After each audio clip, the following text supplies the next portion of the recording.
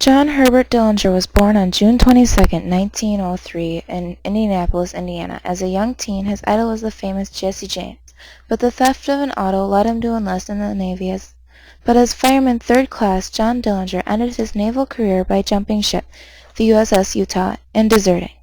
The infamous bank robber inspired many writers of his spree of robbing banks. This led Johnny Depp and his crew here to Wisconsin to reenact several of his bank robberies.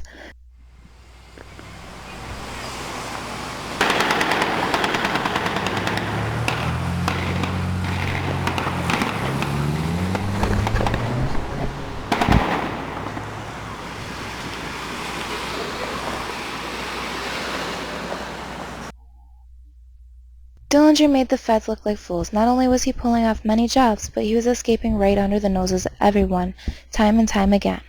One of the escapes happened in Manitowish waters here in Wisconsin, at a resort called Little Bohemia.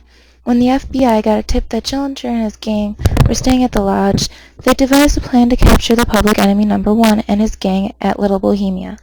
But what happened at Little Bohemia that night of June 22, 1934, would become part of gangster litany of sorts that belonged to the ages.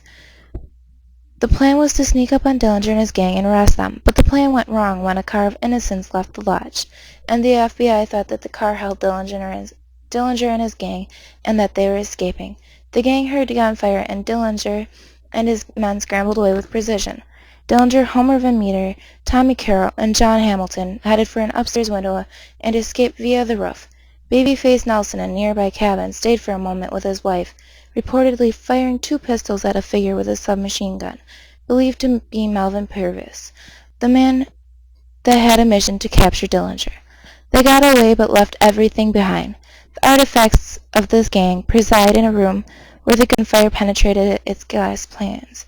You can observe these artifacts along with the perfectly preserved gunshot holes in the windows and doors at Little Bohemia and Manitowish waters in the restaurant.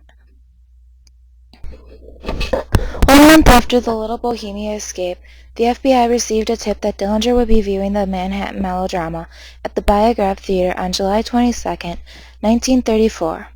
The FBI then gathered and devised a plan to capture him. They were waiting for him at the exit of the theater that night, where he was then gunned down. Or was he? There are many conspiracy theories of Dillinger that make the FBI wonder if they shot the right man or not.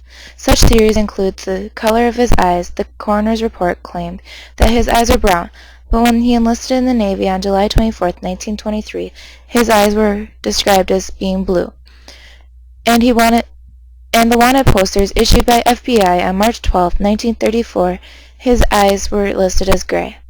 The coroner believes that the eye color doesn't matter, because after death the cornea clouds, and you could have difficulty determining the color of the iris. Did the FBI get the right man? We will never know. But what we do know is Dillinger was smart enough to make the FBI look like fools. I would like to thank Tom Hollitz for writing the great book Gangster Holidays, The Lore and Legends of the Bad Guys, of which I have gotten my information for this documentary from.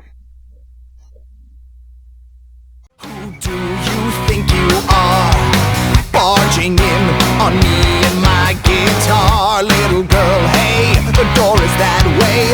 You better go, you know the fire's out anyway. Take your powder, take a candle, your sweet whisper I just can't handle.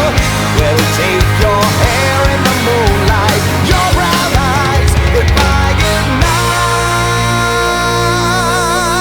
I should tell you, I should tell you, I should tell you, I should